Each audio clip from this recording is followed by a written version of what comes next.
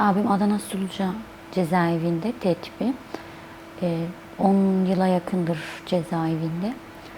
Neredeyse barış sürecinden başladığından beri bu sorunlar başladığını belirtti. Koğuşları tek kişilikti normalde. Şu an o tek kişilik koğuşlarda 3 kişi kalıyor.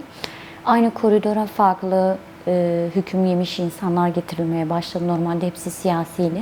Şu an değiştirilmiş, tecavüzden girenler, IŞİD olarak girenler ve FETÖ'cü olarak girenler hepsi aynı koridora alınmış ve çok fazla rahatsız edici kelimeler atılıyor siyasilere, diğer hükümler tarafından.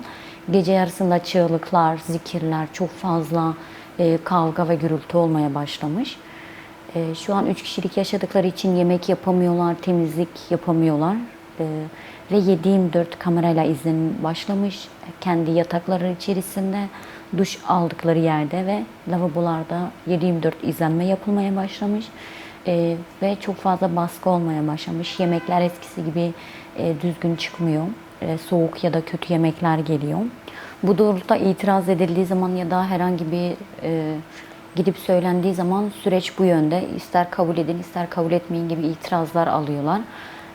Biz barış sürecine güveniyoruz ve üstümüze düşen her şeyi yapıyoruz ki bunu tutsaklar da yapıyor. Barış sürecine sadık kalınıyor. Fakat oradaki yönetimin bu süreci bozmaya çalıştığını ben artık öyle düşünüyorum ve sadece ben de diğer tutsak aileler de öyle düşünmeye başlıyor. Çünkü biz bir sürece girdik ve bu sürece tüm kalbimizle inanıyoruz. Şu an bizim tutsaklarımıza çok fazla baskı yapılıyor. Sanki bizimkilerin artık bir şey yapması ve bu süreci bozmaya çalışıyorlar. Biz bu sürece inanıyoruz ve sürecin devam etmesini istiyoruz.